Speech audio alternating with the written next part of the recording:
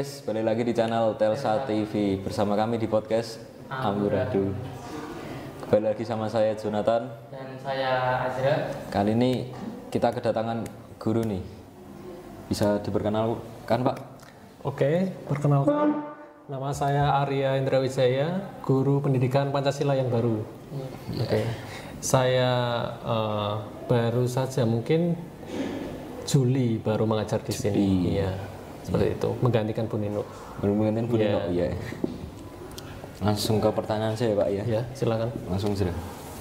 Oke, pertanyaan pertama, apa yang membuat Bapak tertarik menjadi guru di sini? Yang membuat saya tertarik menjadi guru di sini adalah reputasi di sekolah SMK Telkom ini di Salatiga dan Kabupaten Semarang itu menurut saya terbilang favorit ya dari dulu ya.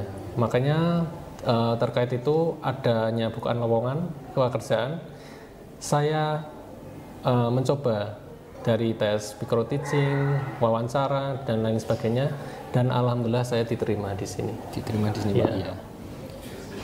Terus bagaimana kesan pertama Bapak ketika mulai mengajar di SMK Telekomunikasi Tonaja Harapan ini Pak? Menyenangkan.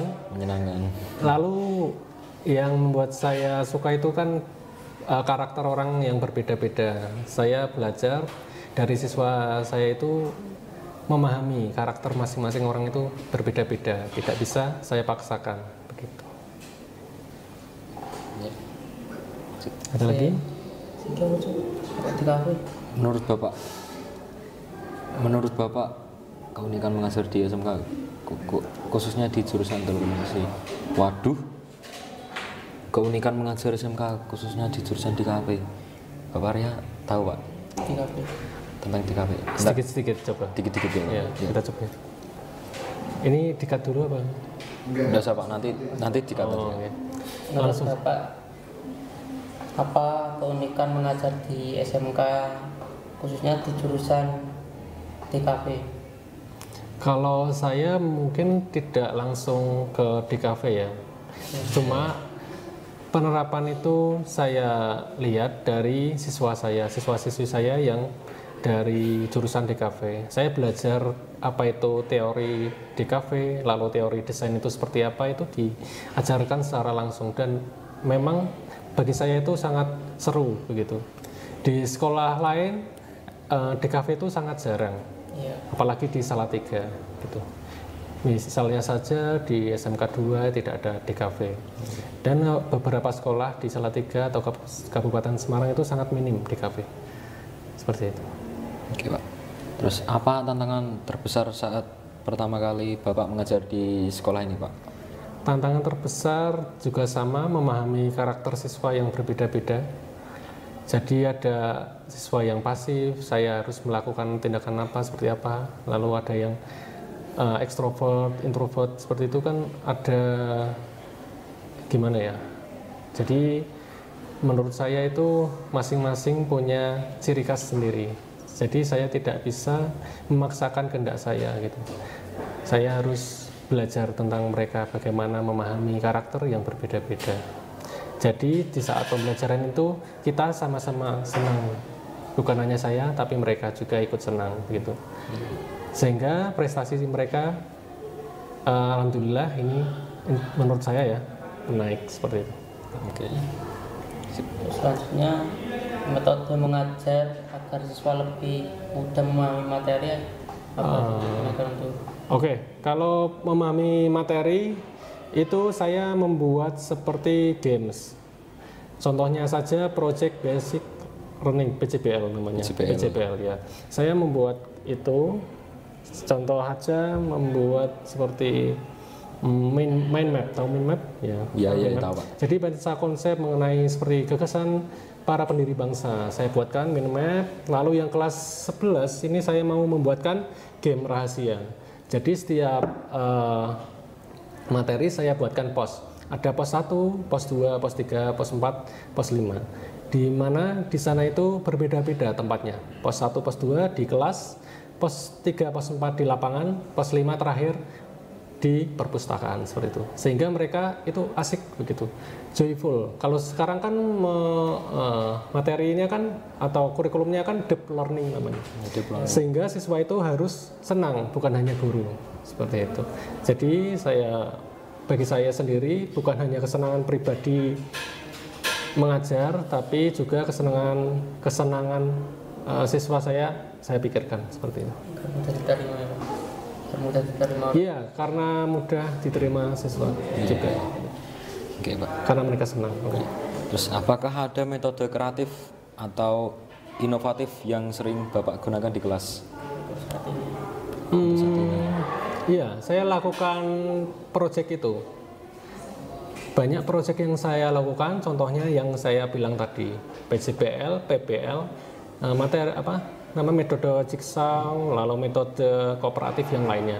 Sehingga mereka itu saya buatkan diskusi sebuah kelompok besar dan mereka belajar bagaimana cara menghargai perbedaan pendapat, toleransi, dan dari sana mereka lebih akrab dengan siswa yang lain dan belajar secara menyenangkan seperti itu. Ya. Menurut Bapak nih, apa kunci agar siswa semangat belajar? Kunci semangat belajar itu yang pertama harus disiplin. Disiplin. Ya. Yang kedua harus tahu waktu yang pas saat belajar di rumah. Misalnya kalau Bapak itu lebih suka belajar di pagi hari. Setelah sholat subuh, Bapak belajar mungkin 1 jaman untuk belajar karena merefresh otak kita gitu loh. Lebih baru segar-segarnya gitu setelah bangun tidur. Kemudian kalau Bapak itu lebih suka, ini beda-beda ya, ada yang auditori, visual, dan kinestetik, karena ada perbedaan.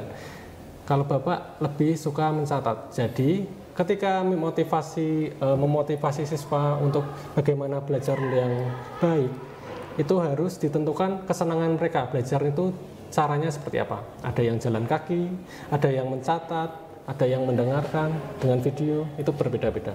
Jadi usahakan sesuaikan dengan keinginan atau kesukaan masing-masing siswa seperti itu. Oke. Terus nih Pak, bagaimana cara Bapak membangun komunikasi yang baik dengan siswa? Kalau membangun komunikasi yang baik bagi Bapak ya, itu harus empat mata secara langsung. Misalnya ada kasus masalah siswa jarang masuk atau minat belajarnya rendah seperti itu ya. Kalau Bapak itu harus ditekankan, kamu kenapa kok bolos gitu, didekati secara langsung. Bagaimana penerapannya itu harus disesuaikan. Misal kok ada kendala di sana, Bapak itu biasanya bilang ke guru BK dan komunikasi sama wali murid. Jadi ada timbal balik gitu loh, dua sisi seperti itu. Jadi terkait masalah tadi ada solusi yang Bapak berikan, guru BK berikan, dan nanti dihubungkan ke wali murid siswa seperti itu. Terus nih, apa kiat untuk menjaga kedisiplinan sekaligus tetap membuat suasana belajar menyenangkan? Kiat? Ya, kiat apa tadi? Kiat untuk menjaga kedisiplinan. Oke.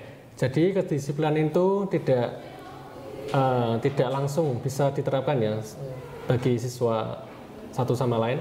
Itu bisa diterapkannya dari kebiasaan kita. Misal kita kebiasaan mandinya pukul 6, ya usahakan pukul 6 itu kita mandi. Dan usahakan itu kebiasaan atau kedisiplinan itu dilakukan selama 30 hari. Ketika 30 hari lewat, itu biasanya kebiasaan itu sudah menjadi mendarah daging bagi kita gitu loh. Misalnya kita makan kalau nggak 3 kali sehari, ya agak ada yang kurang. Misalnya sholat 5 waktu, kalau nggak 5 ya ada yang kurang.